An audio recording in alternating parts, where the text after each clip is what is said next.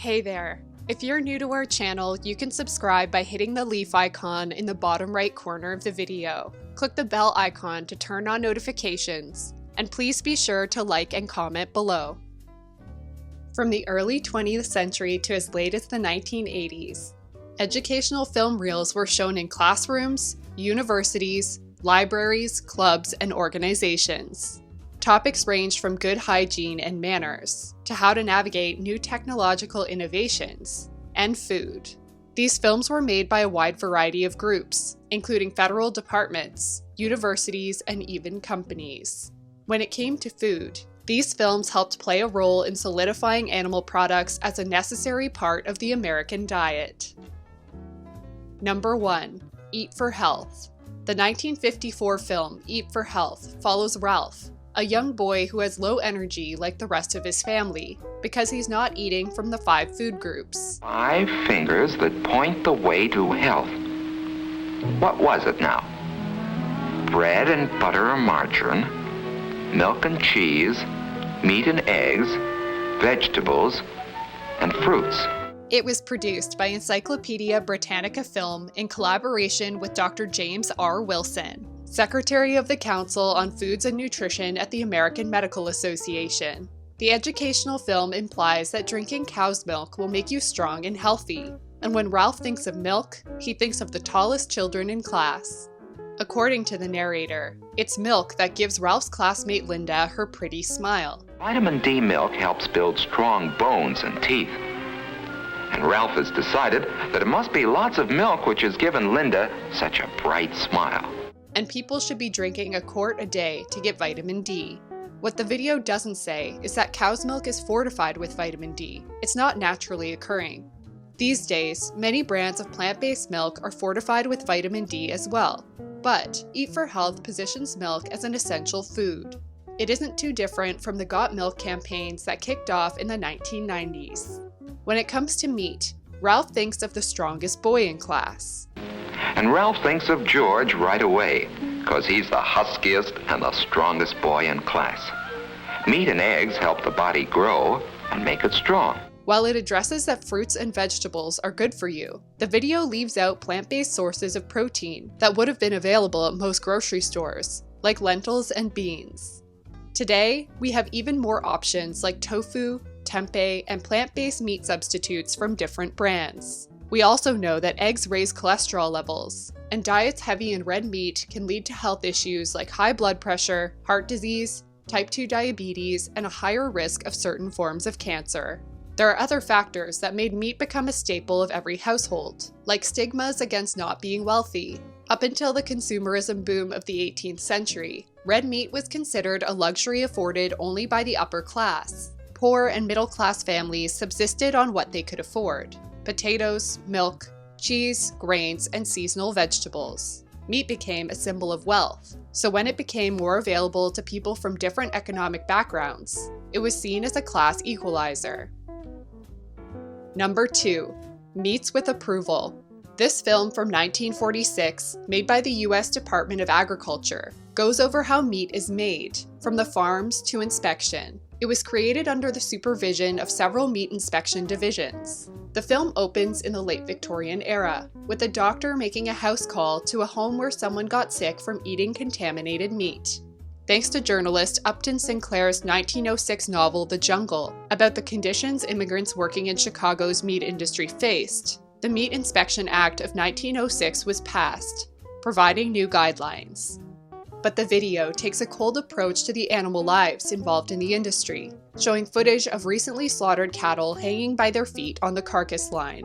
The video contrasts it with language that spins meat as a wholesome product, the end product stamped with a little purple circle of wholesomeness.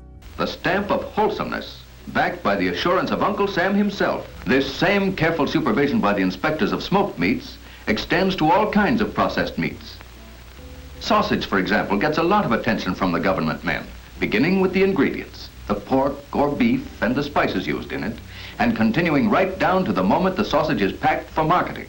Inspectors are treated as guardians of integrity, even going so far as to inspect the clothing of people working on the floor. Filmed in 1946, when factory farming was in its infancy, It helped solidify the idea of slaughtering animals for meat as a wholesome job. True, your government goes to great lengths to see that the meat we eat is good and pure.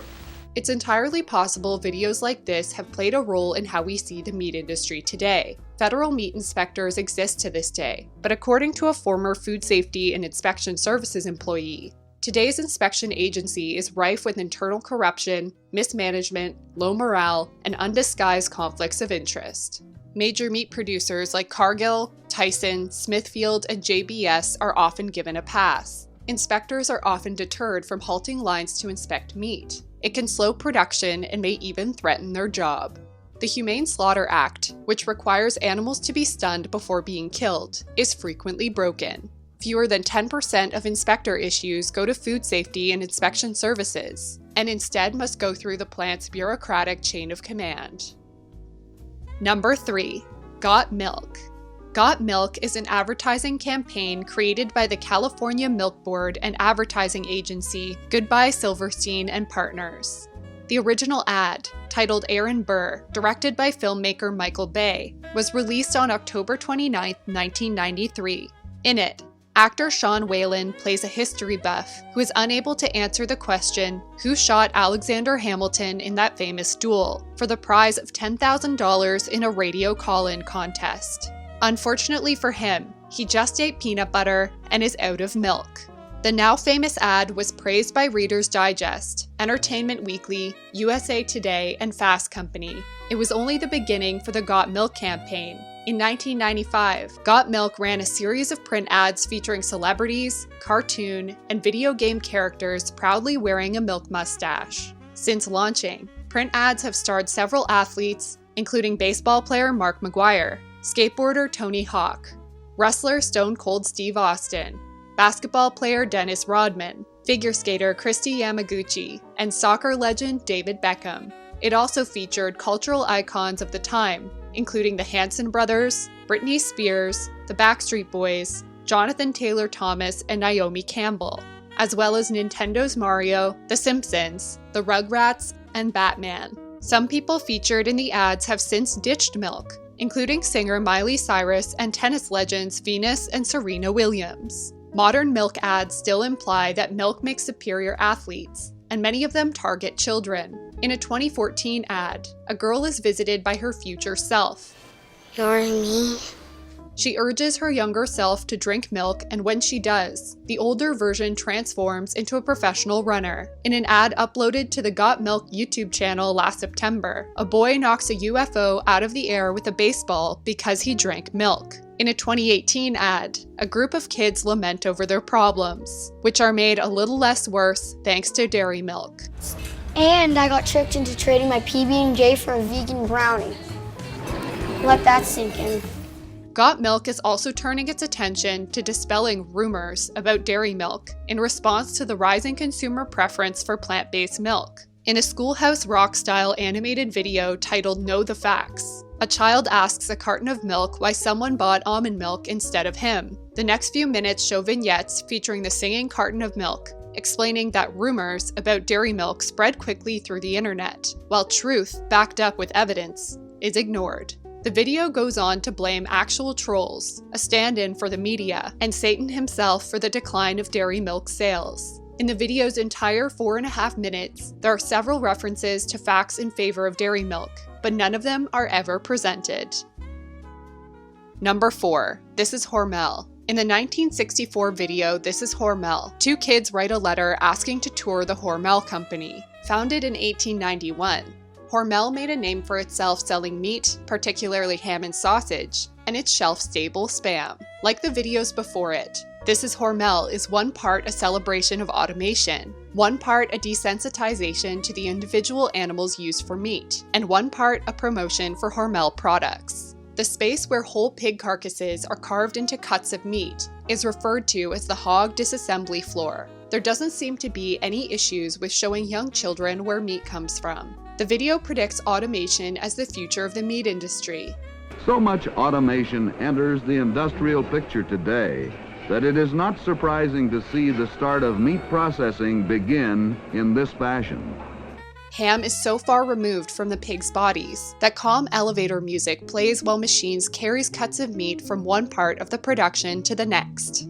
As well as showing how pigs' bodies were used to make food, the video also acts as promotional material for Hormel products, pairing footage of ground-up meat being made into Spam, chili, and sausages to benign music. The company frames itself and the food it produces in a positive light. Number 5. Home on the Range. Released in 1942, Home on the Range is a video from the USDA and the Office of War Information about the relationship between the meat industry and the World War II effort. According to the video, funding from the range program made it possible for ranchers to clear land and provide grass and water to animals. The government asked many hog and cattle farmers to increase production during World War II to feed soldiers. Farmers were considered important to the effort. Beef and pork were shipped to the Allies overseas. Meat eventually became a war-rationed food, like sugar, cheese, and butter. It's around this time that food-related propaganda emerged. This ranged from encouraging Americans to plant victory gardens to help rations last longer, to recruiting children to pick crops and even saving bacon grease to make explosives. Meat rations were prioritized for soldiers. According to Lizzie Collingham, author of the book Taste of War, World War II and the Battle for Food, American soldiers were given the best cuts of meat because it was deemed essential for energy, virility, and masculinity. This was so prevalent that there was even a committee to convince Americans to eat more organ meat, so soldiers could have higher quality beef and pork. The video also makes it clear that the best meat was for soldiers, in order to help the country to slam the hell out of Hitler. You and I won't mind for a while to pass up a sizzling steak now and then in favor of sending plenty of good red meat to the lads in the tank. The war changed the American diet. World War II helped bring the country out of the Great Depression. Once the war was over, Americans had a taste for eating more food, particularly meat. According to Collingham, eating good food and lots of it was the way that America indicated its power, and this stayed in the psyche. Number 6. The Chicken of Tomorrow. Made in 1948, The Chicken of Tomorrow walks through a call to action for mid-century scientists to breed a chicken whose body produces more meat. The video refers to the birds as the most widely grown farm product, erasing their individuality. Poultry was seen as a big moneymaker for farmers and companies looking for additional ways to maximize profit. Although the video isn't graphic, it takes a cold approach to the mass production of chicks, shipped from hatching facilities without food or water to start their lives as egg-laying hens. It's not so different from the way the egg industry is today. Female chicks become egg layers until their bodies are spent, and male chicks, seen as useless, are typically ground up alive. Although the video says that range life is good for chickens, the reality is much less bucolic. A hen that lays 210 eggs a year and eats 70 pounds of feed is giving you 3 eggs for every pound you feed her. Chickens are framed as moneymakers for the egg and meat industries, not respected as individuals, sentient beings. The chicken of tomorrow has a bigger body with more meat. Today's birds have suffered immensely due to efforts to maximize profit. According to Mercy for Animals, the chicken of today is bred to grow large at such a quick rate that many birds are immobilized under their own weight. Because they're too large to stand or walk, this makes factory farms a breeding ground for salmonella and fecal contamination. As a result, the majority of chicken meat is washed with chlorine or other disinfectants. Number 7. This is the dairy industry. The 1957 video, This is the Dairy Industry, is all about how dairy enriches American middle-class life. It's essentially an infomercial aimed at recruiting dairy industry workers. Why not tie your future to milk? It's a huge industry and a growing one. An industry that has expanded tremendously and with our growing population is still expanding by leaps and bounds. It also pushes milk, cheese, and butter as essential foods. According to the video, dairy products represented nearly 30% of the American diet at the time. Well, put it this way. Every 4th bite of food the American family eats represents milk or a product derived from milk. In fact, nearly 30% of the diet of the American family. Products like milk, cheese, and butter were considered healthful. Today, their high saturated fat and sodium contents are linked to high cholesterol and high blood pressure. At the time, it was normal to give cow's milk to babies, and it was considered a food habit that stays with you throughout life. Dairy was also thought to help athletes build strong, healthy bodies, much like the Got Milk campaigns of the 1990s. But today, many athletes who have stopped drinking milk, like several members of the LA Dodgers, report improved recovery time and reduced inflammation. The video also suggests that people depend on milk even in times of serious illness and that folks need milk. And remember this, Tom, where the demand for other may fluctuate over the years, not milk and its products. Because folks need milk every day as much as, well, almost as much as the oxygen in the air. It celebrates automation, just like so many other videos have at the time, and how it's allowed for the mass production not only of milk, butter, and cheese, but also to develop new products. The dairy industry is shown as the ideal career for professional backgrounds of all kinds, from engineers to scientists and people working in the food and advertising agencies. Methods of promoting dairy to increase sales include tie-in promotions with other food products, to public relations for school children to indoctrinate them in a lifelong relationship with dairy products. Bonus: fast food ads. Fast food ads are omnipresent in our lives. You'll see them on television, magazines, the internet, billboards, public transportation, and hear them on radio. Fast food chains have used several advertising tactics to promote their food, such as implying that their menu is healthy. It's way better than fast food. It's Wendy's. Many, including Burger King, Arby's, Carl's Jr., and Hardee's, have used sex to sell their food. KFC recently launched I Love You, Colonel Sanders, a finger-licking good dating simulator developed by PsyOp. The object of the game is to win over the heart of a sexified young anime Colonel Sanders by impressing him with your cooking skills. Oddly enough, it's not the first time KFC has used a mixture of sexualization and a sense of humor to sell fried chicken. A 2017 ad starring a muscular Colonel Sanders had a topless, oiled man reading a steamy romance novel to the viewer. In a 2019 Mother's Day ad, "Oh, howdy, Mom," a thin, muscular Colonel Sanders dances topless with a group of Chickendales performers. Catchy slogans are often used by fast food restaurants to ensure that people remember to spend their money there. Some examples are, "Where's the beef?" "Think outside the bun." Those are just a few examples of vintage animal agriculture industry propaganda, as well as some more recent campaigns. Have you noticed any other modern examples? Let us know in the comments below. As always, remember to subscribe and hit the notification bell. New videos every Tuesday and Friday.